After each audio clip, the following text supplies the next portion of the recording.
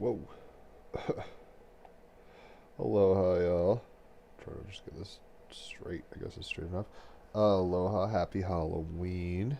It is the 31st, the last day, Saturday, Saturn's Day of October. It is Yellow Galactic Warrior guided by Universal Fire.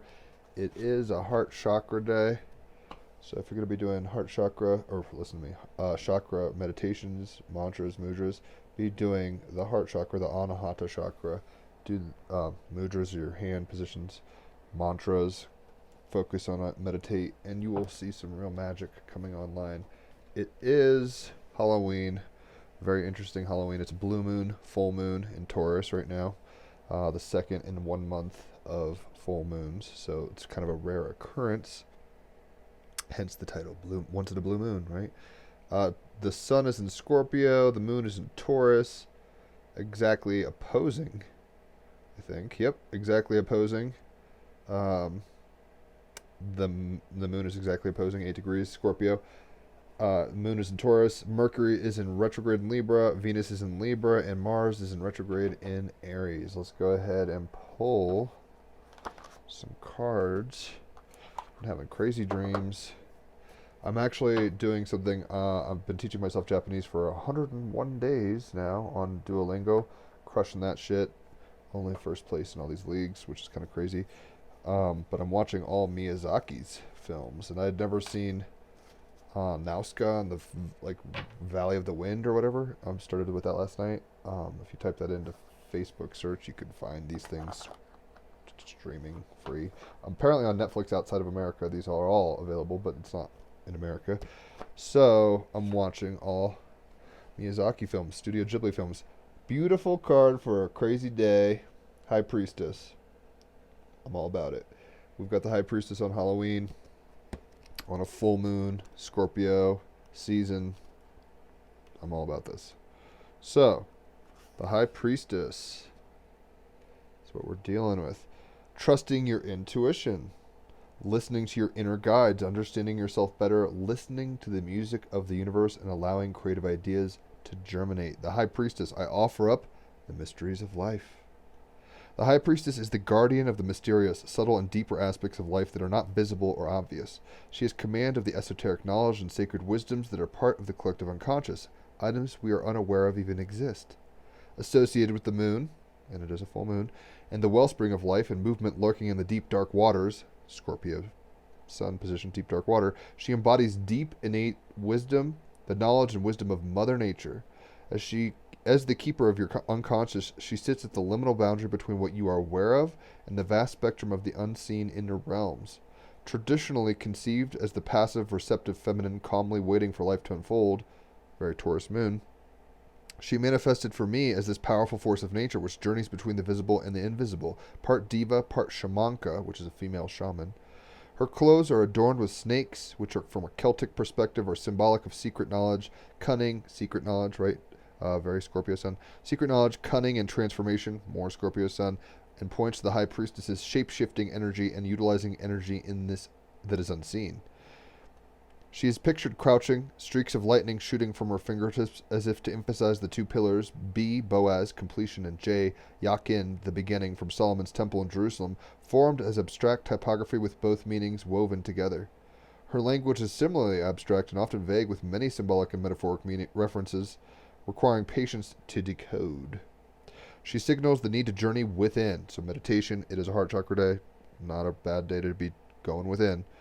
Paying attention to your dreams and visions, sensing their relevance while acknowledging the synchronicities of the symbols and events that appear in your physical world, as within, so without. Listening to the powerful stirrings of your intuition, your gut feelings. You already possess the most powerful guidance system in the entire universe. The High Priestess invites you to be still, to meditate, to explore the mystery of life, witnessing the mind and becoming more aware of your feeling nature. As the feminine receptive principle, she perfectly balances the masculine desire to shape and master the physical world by calling us to reflect deeply on that which actively stirs our hearts, heart chakra day. The High Priestess, otherworldly and sensual with a whole body intelligence, very Taurus moon, indicates this shift in context. How the providence of embodying a vastly new way of being, when combined with the masculine active world principle of the magician, can release immense power, knowledge, and goodness into the world. Out of the soil that was your old life, your old way of being, believing and reacting to the world, a new form and its expression can germinate. Choose that this is a benevolent reality, a kind universe, and let the seeds of your potential naturally blossom. So for a blue moon Halloween situation, very cool card to pull, I think. I don't know what else I would have wanted to pull, so that's what's up.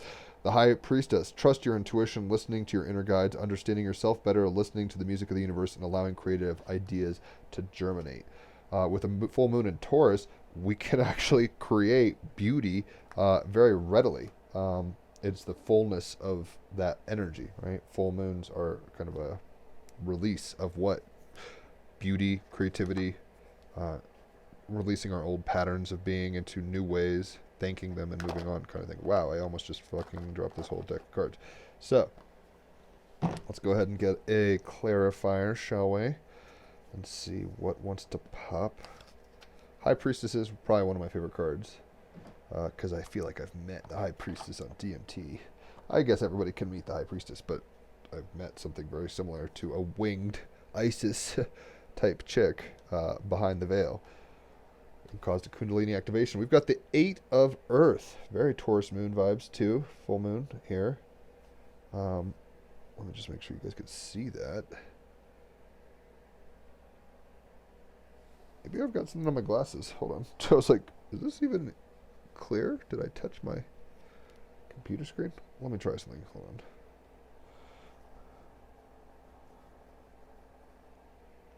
I don't know if that helped. It was looking like out of a pool. Maybe my glasses have shit on them. I don't know. Anyway, the 8 of Earth. Let's see. She's holding a pearl, it looks like. Very full moon energy. She looks like a fucking High Priestess, right? Very resonant already. So, what page is this going to be on? 8 of Earth. Where are you at? Codex. Here we go. Earth. 172. 72 being a very sacred number. Sacred numbers. Numbers forgotten by time. Lost in time. All right, Tim and Eric. All right, the 8 of Earth. This is about success, wealth, and love. Very. Venus rules Taurus, and the moon is in Taurus right now. We're going to have an interesting Venusian full moon, even though it's opposing the sun right now. Beauty can occur. 8 of Earth. Keywords are growth, manifestation, accomplishment, success, abundance, wealth, and appreciation. Key phrases: success, wealth, and love. Do what you love what you do. Making plans for the future. A time of abundance ahead. Confidence in a future outcome. Do not rest on your laurels. So don't just sit, like if you're talented at something, don't just be like, I'm the best. Be like, continually work at that. Money does not buy happiness, and lose the lack mentality, scarcity. Meaning, the 8th of Earth symbolizes success, wealth, and love. The manifestations of a positive attitude, doing what you love and loving what you do. Very Taurus vibes, moon vibes. This is a very optimistic card, one that suggests a time of abundance, fruitfulness, and a good harvest ahead. Right? Harvesting is this finishing energy of a full moon. A peaceful, happy home, career confidence, and the respect of your peers. What more could you ask for? All the seeds born of past planting are growing well, and you can be confident that the outcome you need will manifest. This can also be a good time to think about taking the next big leap rather than resting on your laurels. You have it within you to go further and reach greater heights if you so desire, especially if you remain committed to doing everything to the best of your ability. The 8 of Earth signifies a time to look to, acknowledge, and celebrate your successes, and perhaps to start making new plans for the future as well. So, very full moon and Taurus vibes with Scorpio season, High Priestess as the card. I mean, you can't make this shit up. So there's Scorpio sun, Taurus full moon, essentially, right? So, Haley's saying something. Okay, cool. I was like, I can't read because I dimmed it so much. So, let's go ahead and get some galactic energy for this day. This Saturn's day, ruled by Saturn. I woke up with kind of a headache. Living in the now, 85, year of my birth. And that's something I'm having to... I mean, it's talking about, like, you know, oh, your future's going to come off, pop hard, and it's going to be great and stuff, but at the same time, it's like, be thankful and grateful and present fully in the now. And where else can it go? Living in the now, parallel timeline 85, dolphin. Dolphin consciousness, more evolved than human, has the capacity to be rooted in the present moment and to live fully there. This explains their playful nature and how interactions with them bring humans into balance. As the human species and brain evolve, we will need to develop this skill as well. In doing so, we will free ourselves from attachments of the past and worries of the future to create an abundance of energy for the now moment. This creates more joy and profound feelings of connectedness to the universe. Every day, focus on your breath. It's a big deal. Keep attention rooted there. Now is all that exists. Commentary. Dolphins are sentient beings much like humans, except without the high levels of polarity in their consciousness. This is why dolphins appear to exist in a joyful, fully present state. The ability to live in the now is an enlightened state also expressed by awakened masters. Don't confuse it with being irresponsible or childish or seeking immediate gratification. This state is actually one of high integrity, authenticity, impeccability, and self-responsibility. And it is the state to which humanity is eventually evolving. It means letting go of the past and no longer attaching to the future. When we bring our full consciousness to the here and now, our state of consciousness evolves in a powerful way. If this card comes up in your reading, it could mean several things. It may mean that you have a strong dolphin connection that wishes to be acknowledged. It may also mean that you're being asked to embrace the quality of living in the now as a way to let go of pains of the past or worries about the future. A great way to practice this is to simply sit quietly and focus on your breath. Get into your inner sanctum, the high priestess, right? If your mind wanders, just refocus it on the breath. This is an essential skill to navigate the coming changes in Earth's reality. Begin practicing now. Have patience, Moon and Taurus. The changes are cumulative and require focus and commitment, but you will soon notice things shifting in your reality because you, yourself, have shifted. So, we're getting into magical places. Your intuition, you might get visions of the future, all sorts of weird shit when you go inside, but the point is, in order to enact this kind of inner behind the veil feminine mode, the high priestess, being it fully embodied in the breath and grateful, being in the present moment. That's the way to do that. There's other ways you can kind of tap into it, psychedelics and all this kind of stuff, but ultimately they're very out of control. You can enter lucid states of high potentiality just with the breath. I've astral projected with just breath. It can happen, folks. So let's go ahead and get an animal oracle card. We've got 22, which is actually the number that my fiance pulled for her card. I forget what it was. Wisdom, I think. This is learning. Sacred ibis. This is portal going into what the high priestess's domain. It even looks similar. She's like, there's a door opening with a portal behind her. Kind of beam me up, Scotty, to a higher dimensionality. Learning is going to cause this. So we've got the 22. Learning the sacred ibis. Learning. The getting of wisdom takes time, so be patient with your learning and delve deeper. Continual learning is a keystone to growth, as in don't rest on your laurels. You're going to constantly be moving forward, potentially, but be present in your learning. Like, make sure it's, helpful now. You will succeed in your exams or study. While everyone has a source of wisdom within them, high priestess, not everyone chooses to exercise it. Through breath. You can tap into these magical places. If you cast magic, do it with full knowledge of the consequences. Don't just say abracadabra, avadar kedara, or whatever, like Harry Potter, and cause kids to have fucking scars on their forehead and come after you and kill you. There's consequences to everything you do. Be fully present in the moment and come from a place of integrity, and you won't really have an issue. But if you're cursing people or doing love potions and all this kind of stuff, realize that has repercussions. Mythos. The ibis-headed god Thoth was the most powerful god of magic in all the worlds. And how appropriate for, high magic, full moon in Taurus sun. Listen to me. A full moon in Scorpio season, Taurus, full moon. But the ibis-headed god Thoth was the most powerful god of magic in all worlds. It is said that he told the goddess Isis what powerful spell to use to resurrect her dead husband Osiris. And it was he who assisted her again in knowing the words to remove the poison from her son Horus. All books on magic and invocation were to be authored by Thoth, and those who were writers channeled his energy. He authored one book that was so powerful no human could read it without dying. That is some Scorpio sun shit. It's this is a super taboo book. If you read it, you'll die. It'll kill you. Super magic there. Thoth was also the god of learning and knowledge. And ibises were encouraged to be present around places of learning and libraries. The ancient Egyptians felt that the ibis was the living representation of the god on earth. They took thousands of ibises from their captive flocks, mummified them, and placed them as offerings within Thoth's temple. The animal, like all ibises, the sacred ibis is most distinctive because of its head shape and long, curved beak. They are also unusually quiet when compared to other ibis species. Ibis have a bald head, long neck, and fine, long beaks that are adapted for use in mud and water. They are migratory birds that breed in sub-Saharan Africa and Iran and have a wingspan of around 1.2 meters. Ibises thrive in marshy environments and eat frogs, fish, crabs, and insects. They use their long beaks to stir up the mud and capture prey. Fairly social birds, they tend to forage for food in groups of a few dozen or more. This is probably for safety reasons and helps to stir up the prey from the mud. Ibises have adapted quite well to urban environments and in some countries are viewed as being pest birds. They live for around 20 years in the wild. The magic. This is kind of what we're all here, right? The magic. The sacred ibis was a revered creature in ancient Egypt, representing Thoth, the god of wisdom and learning. So honored as a gift to Thoth, they were given full mummification and bred specifically for this purpose. According to historical accounts from figures such as Aristotle and Strabo, ibises could be found in the streets in the cities, including streets of the cities, including Alexandria. Ibis magic inspires us to be curious and to learn more about the world. If we are students of any kind or wish to know more about a subject deeply, we can call upon this energy. Thoth teaches us that while we can seek counseling from others, often our best and first port of call is actually ourselves, which is the high priestess in a sense. You know, you become the magician, you're the fool, you go in the, you're like, oh wow, I'm really magical, and then you go in to your inner sanctum, to your inner gnosis, right? There's things that you're connected to that are going to be feminine and inner and receptive in a powerfully magic way. Hidden, Scorpio Sun, right? You have to open these doors.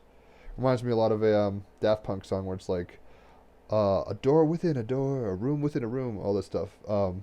Touch, I think the song is called. But maybe I'm tripping on that. It's been a long time since I heard the song. But the point is, we are the ones through breath and through intention can open these portals ourselves and meet our high inner priestess. So, symbology, man with an ibis head, lunar disc. Lunar disc is a full moon. Book of knowledge, Egyptian alphabet, statuses of least concern. I almost dropped that. So hard this retrograde for me lately. Mercury's in Libra right now retrograde. It was in Scorpio. It's going to go back into Scorpio eventually. It's been a rough one. Just not saying what I want to say and doing things I didn't mean to do. That kind of stuff. Fun. So, we can learn a thing or two. Don't think you can't. And 22 is a powerful number, so there's that also. Art Oracle is going to be as follows. I don't know if y'all are doing anything for Halloween. It's a rather unusual year in that I don't think so many parties are happening or whatever like that. I'm not doing a damn thing. So, interesting. A Weiwei, we've got. So, let's read about A Weiwei. He's Chinese and modern. Despite big trouble with authorities, A Weiwei continues to work from Beijing, where his hobbies include political deviance and being interrogated. With deep roots in activism, A's conceptual work taps into art history, world events, and occasional bouts of dark humor to address contemporary concerns about Chinese society. For his work Fairy Tale, he flew 1001 Chinese citizens to Germany's famous quinquennial Documenta art exhibition. For dropping a Han Dynasty urn, he did good on the title's promise in apparent protest against cultural oppression. However, when a Florida man staged an homage protest of his own, purposefully dropping and shattering one of A's vases on display at the Miami Museum, A was not flattered and offered the man no tips at on being arrested. That kind of sucks. So it's like, oh, don't do what I do, but love what I do. Kind of hypocrisy there, whatevs. So this is saying, some things are whole only when they shatter. I think when we come to a level of wholeness is when we get into the subconscious, into the magical hidden realms. We think we're whole and everything is here. As we see, there's layers behind the veil that are, some things are whole only when our reality shatters and our perception shatter and expand, in a sense, right? We can find beauty and fullness and groundedness, success, love even, but we need to know that there's all sorts of shades to that, and we can go within to learn about that learning, right? And go within the doors of your inner sanctum. You can only really do that in the present moment. You can't say one day I'll astral project. It's like you're either doing it or you're not. You can't say one day I'll meet my spirit guides. It's like, are you doing it now or not? So the high priestess is here to guide us, essentially, which is ultimately a version of ourselves, if you want to put it that way, holographically within ourselves, right? This is the inner feminine receptive kind of magic that will lead to a fuller life, if you allow it, more learning, but you have to show up to school to learn, right? You can't just like hack it. You can't rest on you can't just Wikipedia things and say I know what I'm talking about. It's like you have to go through that thing. So being in the fully in the present moment helps quite a bit. It's actually the only way to fly, probably. So some things are whole only when they shatter, and when we find ourselves not in the present moment, when we find ourselves not trusting our intuition, when we find ourselves looking at life as ugly, meaningless, not beautiful, horrid, and stuff, we're learning a lesson there too, hopefully in the present moment. But it's all good. I read the Gene Key 1 today, which is about beauty ultimately, and it's like everything's beautiful. There's no bad really. Good and bad are perspectives within the unity of all that is. And we can have preferences. That's not even a problem. But it's like it's all good. Like when people say it's all good, that's what they're meaning, right? So we're getting today malachite, very Scorpio season, Taurus full moon, Halloween look here. Beautiful stone. What it is, with its trademark acid trip swirls, money green malachite is an electrifying mesmerizer with a high copper content, always good for moving energy and making things happen. Who needs it? The overflowing in creativity but lacking in follow through. The all business, all the time set.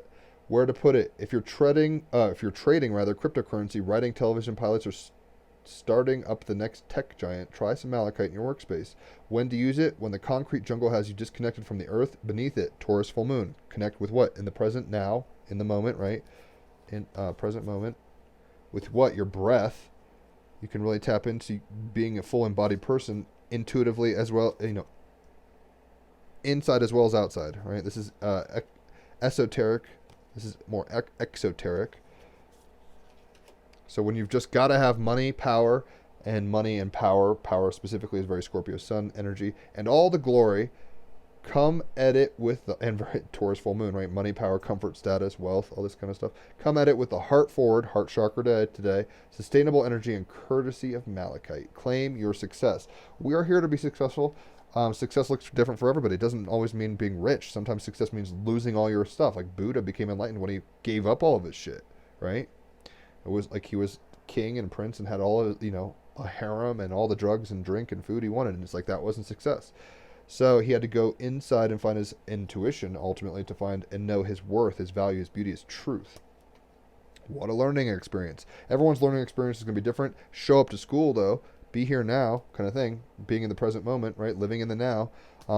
Every moment is a school. So it's like, if you're feeling really discouraged, you're in the school of discouragement. Why? Try to understand that. Try to tap into your intuitive understanding, your inner gnosis. If you're in a joyful state, don't ruin it by saying why, but it's like understand why, right? Some things are whole only when they shatter. I think that's the whole point of the universe in a sense, or all cosmos, all universes. It's like it was a unity and it shattered, and that's whole now. Why? Because it became differentiated. And we have to claim our success. I think in a full moon in Taurus, that is with a Scorpio sun, we are claiming our success. Our power, we're claiming the magic, Scorpio sun, in our bodies, in the present breath moment, in our mission, physically, as being part of the universe in a beautiful way, in a whole way, right? So we have the ability, really, I think, to tap into some high magic today, high priestess, some intuitive knowledge that will actually reflect in the outward world. If your inner world is all fucked up, you think you're going to have a good time in the physical? No, is the answer. We're learning, so don't beat yourself up too much. You've got to learn how to handle, setbacks, perceived setbacks, because there really aren't any. And disappointments and all this kind of stuff. Like maybe you're just not tapping into your intuition. Maybe you're just sitting around not breathing fully, right? Maybe the lesson is like, your body matters way more than like a drug trip or something. You think eating a bunch of psychedelics will give you an answer? Maybe, but like if you're not even breathing properly, is that answer distorted? That kind of stuff. Living in the present moment though, fully, if you can, and we are anyway, so you might as well embrace it. Some things are whole only when they shatter, so know that it's all good, but we're having a differentiated reality, so that's the wholeness of the experience. Separation is part of the learning curve. We've chosen to be separate. We've come from unity, we've stepped out of it, now we're going back towards that unity, to reintegration, right? Some things are only whole when they're broken, and I think that's kind of the story of God, if you want to put it that way. It's like, I'm perfectly one, and now I want to shatter and make myself into a million shards and have them come back to knowing itself, or whatever the fuck's going on here, right? Claim your success, though. On a full moon in Taurus, claim your physical health, claim your money, power, claim your beauty, claim your manifestation power. I mean, that's what this is. It's like it's a full moon, which is like reaping, essentially harvesting. In Taurus, we're able to say, I am going to live on my most highly embodied physical timeline, my most beautiful life, right? That kind of energy. And with the Scorpio Sun, we can tap into the magic intuitively. We'll know what spells we need to say for ourselves. So let's go ahead and play some music. I haven't set anything up because I wasn't sure if I was going to play a song or what. Let me do this. You'd think I'm just gonna blame the retrograde. I was like, you'd think I'd have my shit together, but whatevs, I don't. Also, I woke up feeling a little irky today. Like not sick, but like potentially sick. All right. Oh God. Hopefully that stays. And then I've got to plug up some guitar stuff. Let me know where y'all are watching from. If you guys have Halloween plans, what kind of magical spells and incantations you think you'll be doing on this full moon. I'll do a ceremony probably after this with the Alex Gray cards that I always do during full moons. But we should be writing 3 things, maybe more if you want, that we're trying to release and that maybe get in the way of our abundance. Laziness, self-deception, these kinds of things. And really stepping into a power of magic. That's what it's all about. Scorpio Suns, magic, like high magic. Where the High Priestess is the card on a full moon, I mean, that's magic. So we've got some real strong energies. Let's play some music.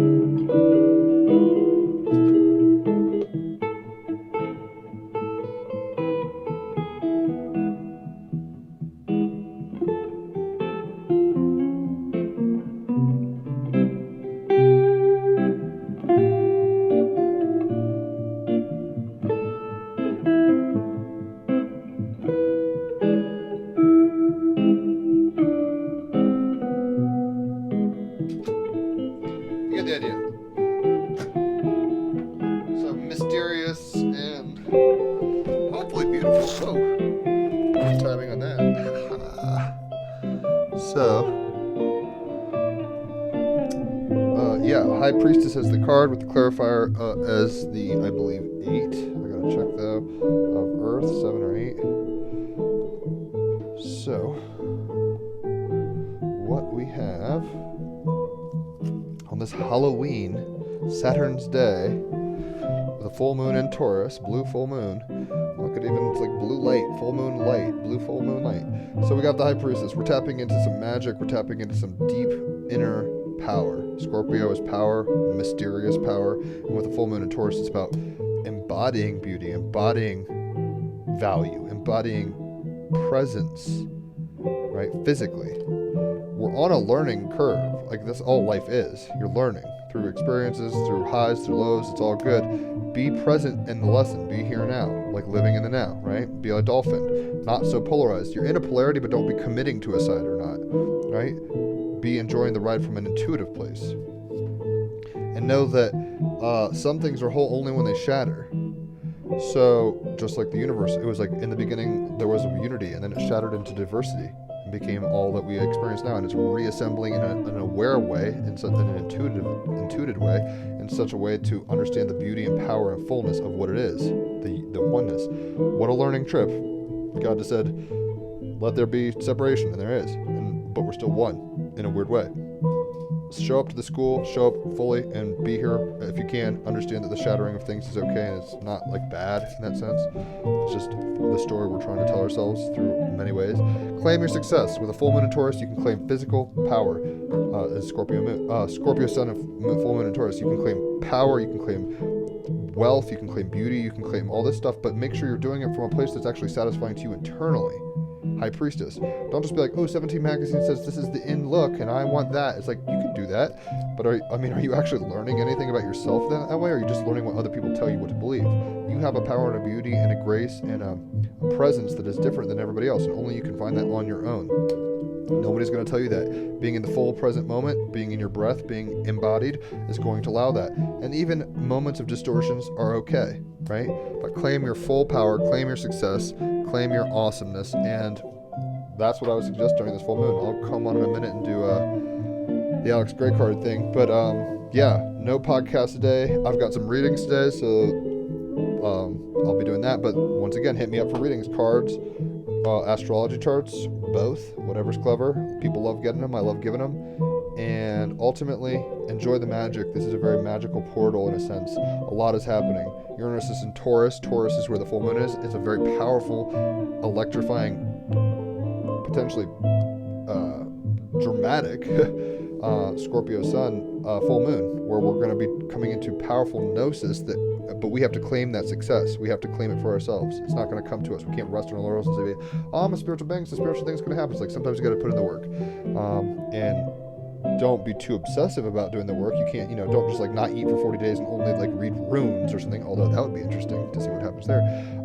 Claim what you are already inherently inside and just make it exoteric, right? Make as within, so without. And whatever's happening on the outside is what your internal state is. So you're just on a trip of gnosis. That's what we're here. We're souls incarnated to learn what it is to be souls. So enjoy the ride, be fully present for the ride. You can't avoid it. And sometimes that's part of the lesson, right? To be part of the wholeness and devolve in a different way and be separate, right? Some things are whole only when they shatter. We are whole and we've shattered, and we're even more whole in that sense. So claim your success with the full moon. The power is here to do so. I will talk to you guys probably very shortly with the Alex Gray cards. Have a good day. Bye.